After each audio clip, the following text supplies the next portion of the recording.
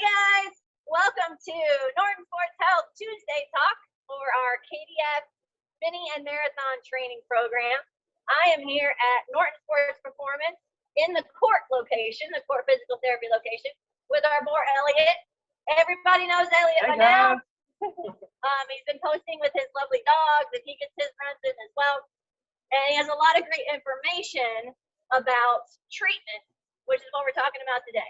So today we're focusing on injury treatment, and I'm working really hard over here, so I'm going to go ahead and just pass it off to Elliot here to explain this crazy machine that I'm in right now.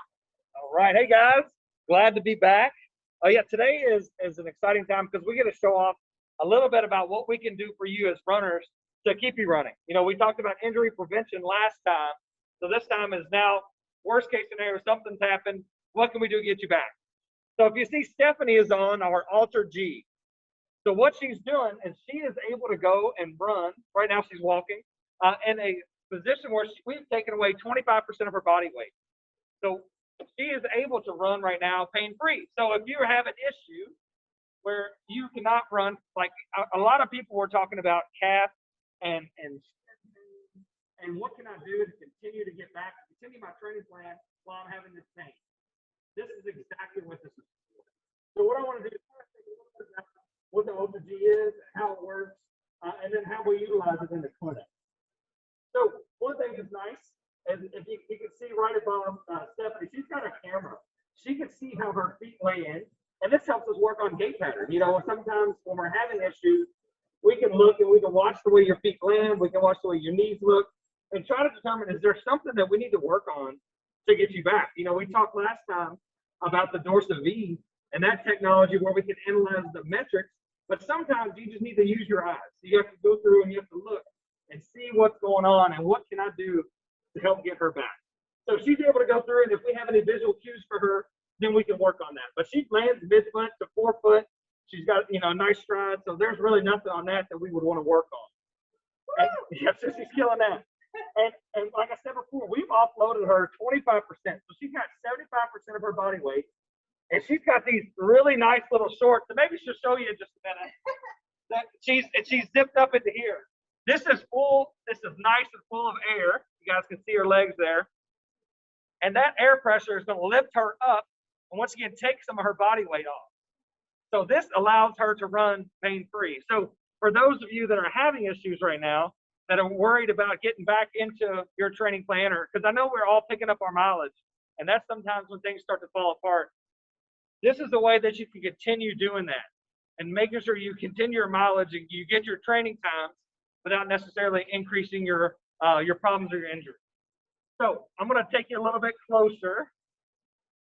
Lift you up here. And if you can see on the screen, let's give you a little bit better shot of her feet landing. And this is, it's an odd feeling, isn't it, Stephanie? I mean, it feels weird. I really got to pee right now, so these shorts are. Yep, that's never a good thing. They're all up in there. No, it feels good. It feels like I've lost like 15 pounds. You know, it's an odd feeling, but that allows you to continue your training, and that's the main thing we're here for. We want to make sure that we can get her back and just get her across the finish line, because that's our goal for each and every one of you. You know, that's the reason why we like partnering with Norton and doing the things that you guys and Stephanie do, because we're all in this together and we all want to see you achieve your goals. And sometimes there's little bumps in the road, but that's what we're here for. So what we're going to do now is we're going to work on getting Stephanie out of here. While she's working on getting out of here, we're going to talk a little bit about shin and calf pain. We had a lot of people talk about calf issues and shin issues on the Facebook page. So I think that'd be a good time to discuss that. So just 1 second, I'm going to help her get started getting off here, and then I'll be right back.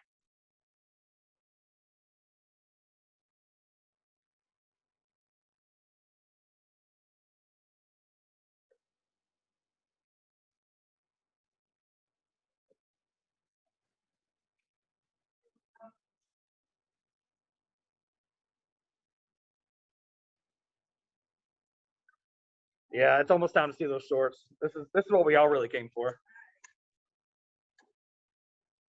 But then we got to unlock them.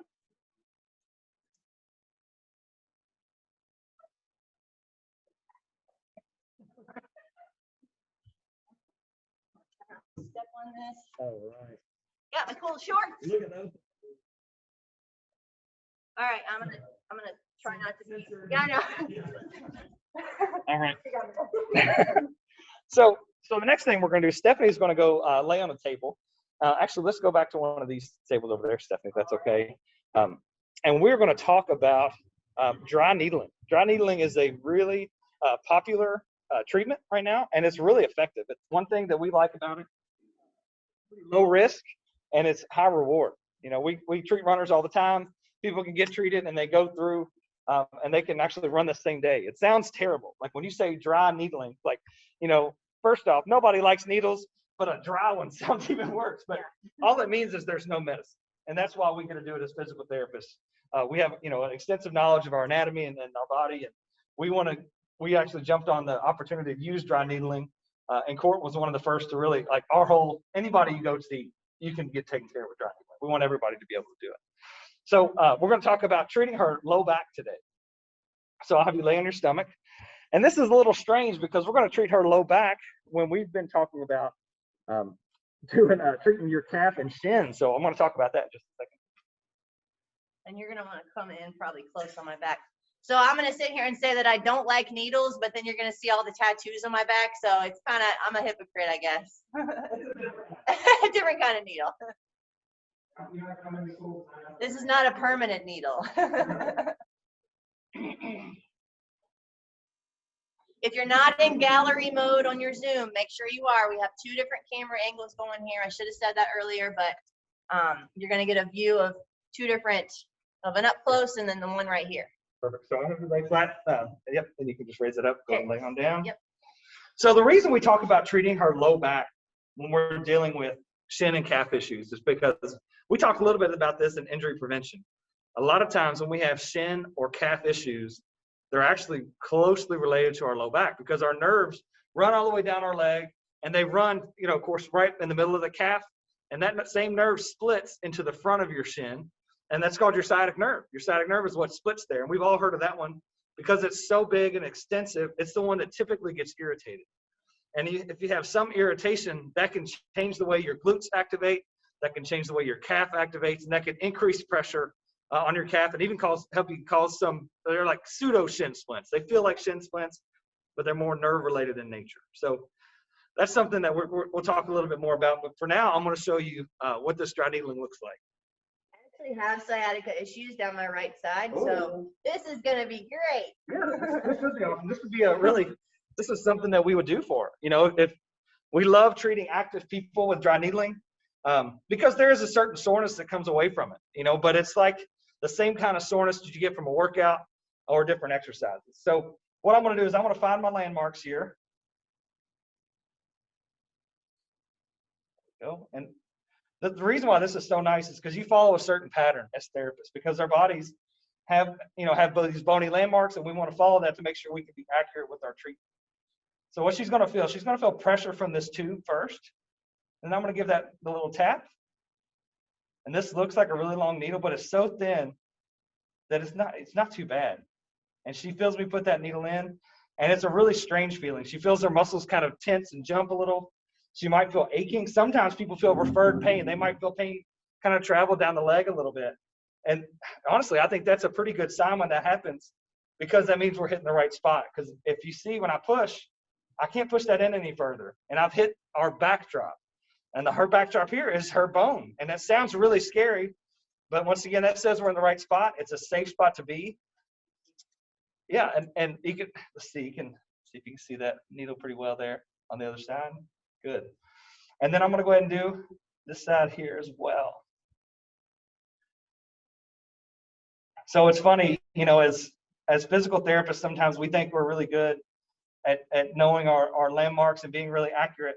But what we've shown is that sometimes when we do a palpation, we can be 1, 2, or 3 segments off with our idea of where we're at in our spine. So we just needle a couple of spots to make sure we get it.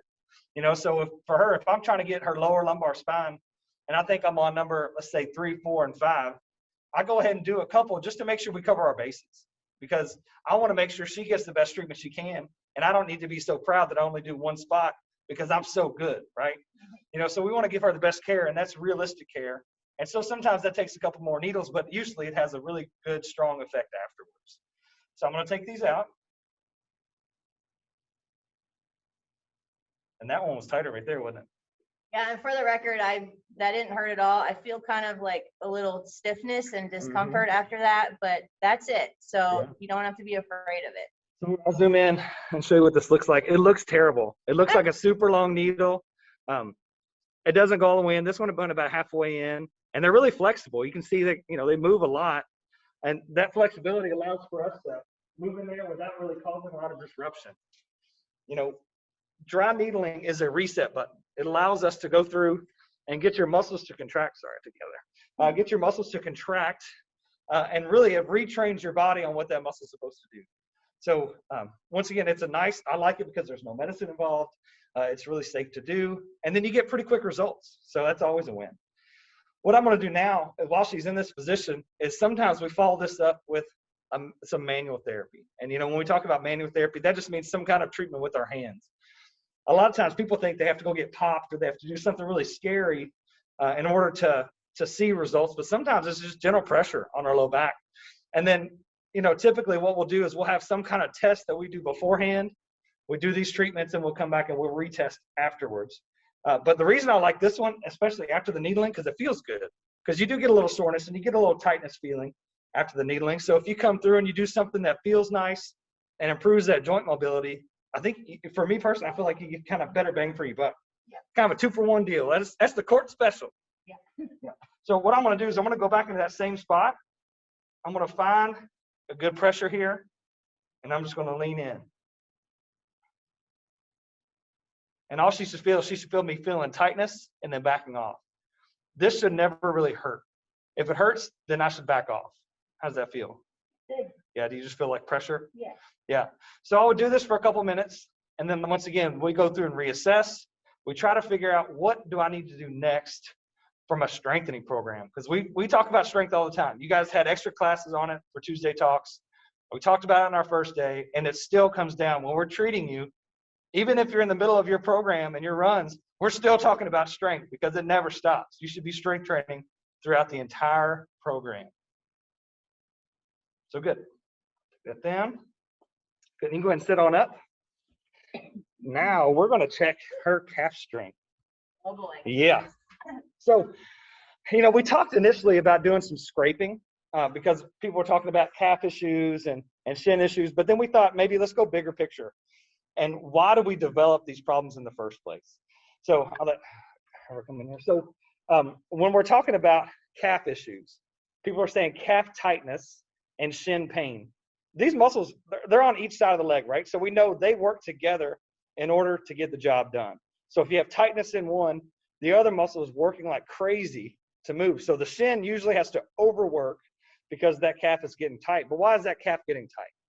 The calf typically gets tight because of weakness and the glutes. We talk about glutes all the time. Weakness in the glutes, or you can even have just calf weakness. But is that calf weakness truly from the muscle or is it from the low back? So that's why we treated our low back today. But we're going to go through and we're going to watch her do some calf raises. For a good, healthy calf, you should be able to do 30 to 35 repetitions on one leg. So I'm going to zoom out here. We're going to watch Stephanie go through her calf raises. And you can use a touch support. So you don't have to just be balanced the whole time. So if you kind of want to just touch here and go one-legged. Okay. One-legged, yeah. Okay. So, yep. I guess I'm a little close. All right. How many? 30 to 35. Okay. Nice and slow. Good. And this sounds like, it doesn't sound like a whole lot, but it's really hard, I think. So this is part of my problem. This is what I work on. And I hope she's counting because I'm a terrible counter. Only halfway through, and I mean, I feel a burn. Yeah. So what we look for as therapists is when she starts getting closer, is she still able to get her full raise on her heel? She still looks good right now. She might be feeling it, but she's doing great. I'm feeling it. Oh, last couple. Okay. Yeah, that's great. great. Man. Now let's do the other side. Let's see if there's a difference. Simple things here. Yeah, maybe this side will be weaker. But the other side is your sciatic side, right? Yes. So it'd be interesting to see this one. For me, I would guess this one would be easier. Well, this one, I have hip issues over here, so who knows?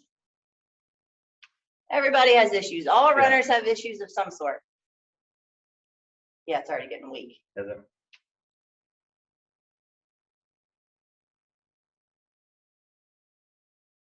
It's hard. Oh man, okay, 10 more. All right, you got it. So when we're talking about calves, the reason why this is so important, when we propel ourselves forward, our calf takes up about 60% of that load. So if you don't have the ability to propel yourself forward very well, then your shin's going to try to pick up your foot to help you get that last little bit.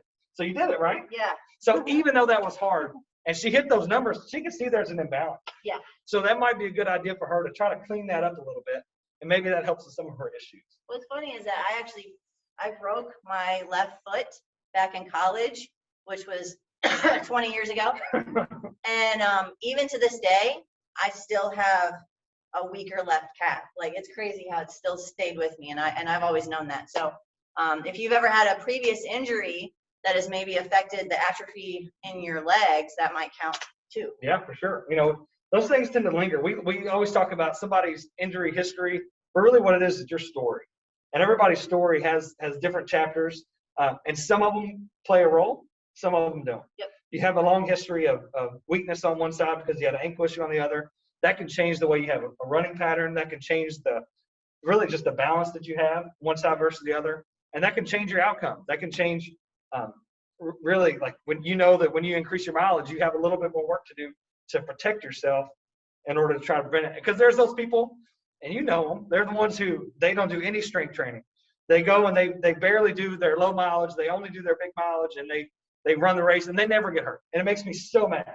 Yes. Because I'm kind of like her. I work on all this stuff I should be working on, and there are still things that pop up.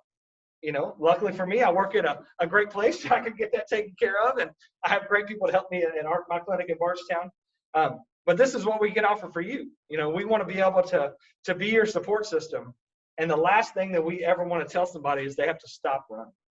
You know, if you have a stress fracture, you have some big injury, those might be the ones that we say, hey, you know, let's shut it down for a bit. But if you come in and you have calf tightness or shin pain, I'm keeping you out there. Yeah. I'm going to find a way for you to be successful. And that's where the Alter G comes in. And we have all kinds of different strategies because not every clinic has that. So we have to be creative on how we can be successful with you. Right. And there are a lot of, I do see in the Facebook group, a lot of you guys do post things about little minor injuries. And the thing is, if you let them go, those minor injuries can become more severe. Mm-hmm. So we want to make sure we get them early. So if you're having some issues, guys, we only have like a month left before the race. So get them taken care of now. Don't wait the week before the race, and then you have to give away your bib because you can't race at all. So definitely get that in there. I don't know if we have any questions. If anybody's on here and has some questions in the Q&A, throw them in there now.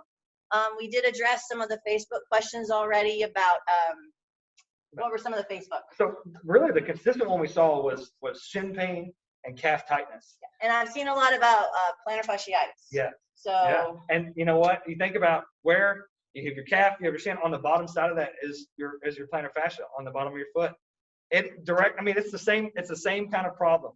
If you have calf tightness and your shin's getting overworked, what happens is our foot tends to take that load.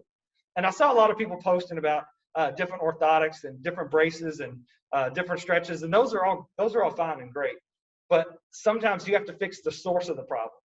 If you continue to put a Band-Aid on it, it'll come back. You won't ever really fix the problem. You just kind of hide it for a little bit and push it away. It's kind of like our junk drawer. You know, you keep throwing your junk drawer stuff at it, and eventually it's going to catch up, and you're going to need something. And it's a little more work to find it in that junk drawer if you keep throwing stuff at it. Right.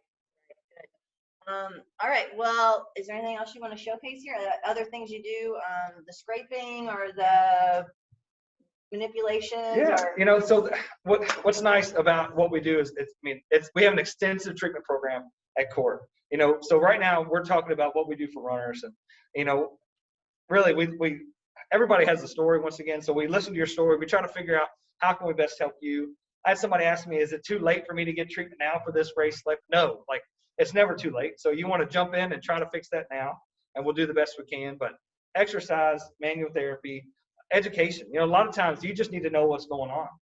There's all kinds of skills, and you know, we could spend months going over, you know, all the different things we can offer, but that's not really what's important. What's important is that you need to find somebody that you can trust, and you can talk openly about your training and ways to improve that, because we at Kort, we want to keep you running, and we want to get you across the finish line, and we're going to do what we need to get you back, because everybody's different, and we have to cater to everybody a little bit different to get you better.